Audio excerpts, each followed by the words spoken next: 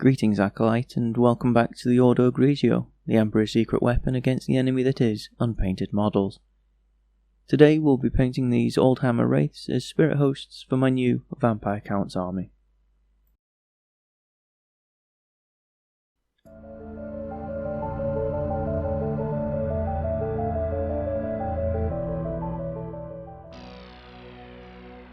To start off, we'll be using Wizard's Orb from the Army Painter.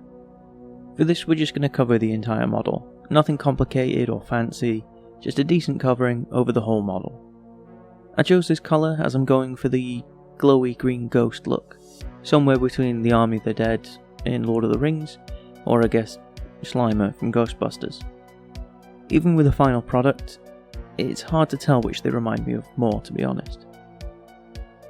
Also, if you've been around the channel for a while, cough, 2 years since my last upload, cough, suddenly painting up some old school Warhammer fantasy models might seem a bit out of character, which it is.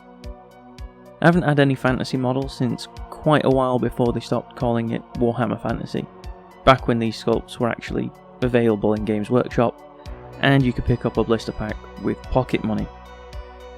Old man rant aside, during the time when I wasn't making videos, a lot's happened, which I won't really get into. However, I am now around 300 miles away from the only person I really played tabletop games with, who also recently just started up his Lizardman army, so I had to respond in kind.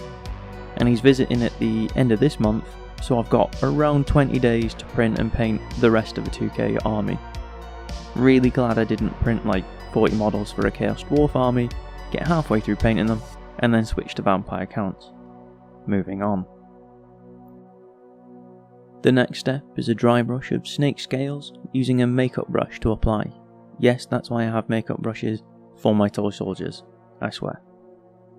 Almost immediately I used a brush that was still wet and it almost ruined the models, but I switched brush and everything is okay.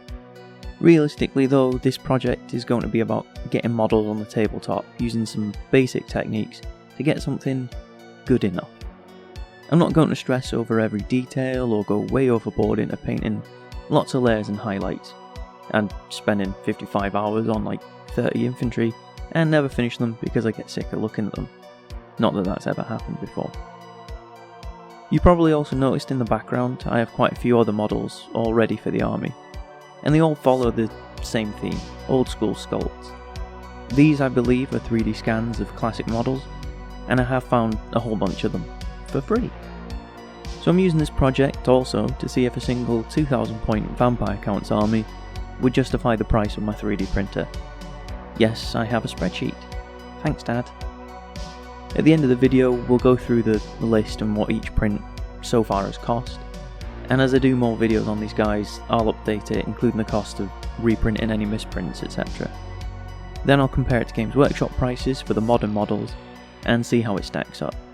Although, due to nostalgia, I do prefer the older sculpts to the modern ones anyway. The final step for the models themselves, we're using necrotic flesh, again as a dry brush, but a bit more focused than the snake scales. Instead of covering the whole model, we're just going to be using it to hit the face of the model and the surrounding areas, for two reasons. Firstly, to highlight the face of the model and draw attention to the derpy skeleton faces that remind me of a 2000s Avenged Sevenfold music video, and also to desaturate the colours just a bit, so hopefully it's more Army of the Dead than Slimer. Though realistically, I'm pretty happy with how it turned out, especially for a painting session that randomly began at 3 o'clock in the morning.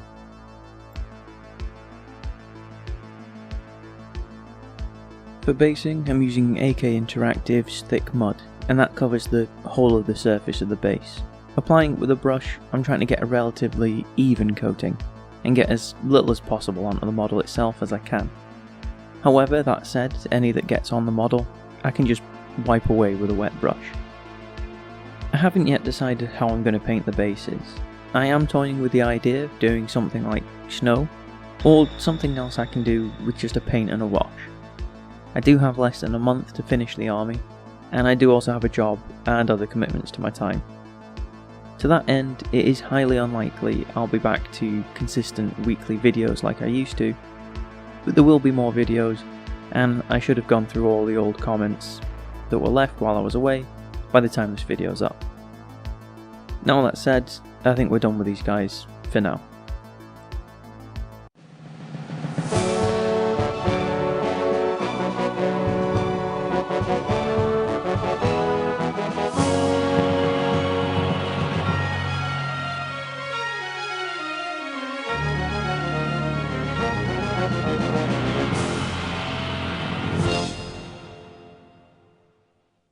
To look at the army list that I've actually built based on absolutely zero knowledge of Warhammer Fantasy, but hey ho.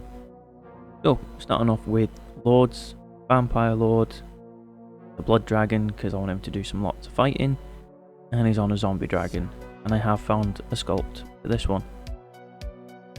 Other heroes, we've got Necromancer, Spell Scroll, no other upgrades.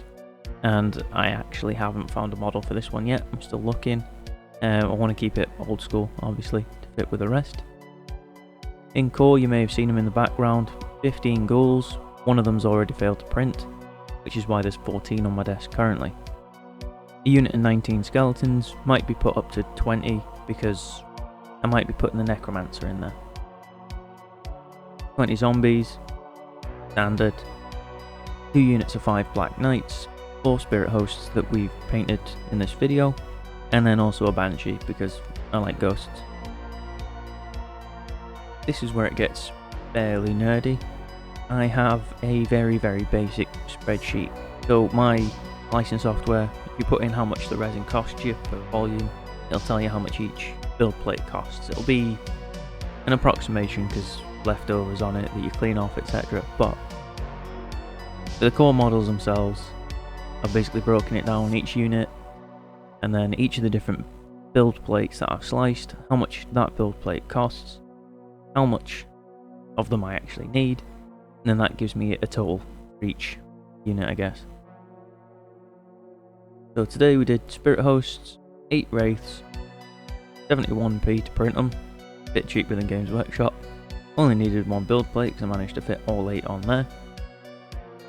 So 71 pence spent on models so far, plus about £10 for a pack of bases. I think that might actually be a theme with this build, is that bases are going to be more expensive than the actual models. But at the end, once I've got everything printed off, I'll then compare modern Games Workshop prices and then the price to actually get the classic models, like off eBay and stuff. I imagine it's going to be ridiculous. All that said, thanks for watching. Anyone who's here from 2 years ago, hi, I'm still alive, I guess. There will be more, and hopefully I'll see you all next time.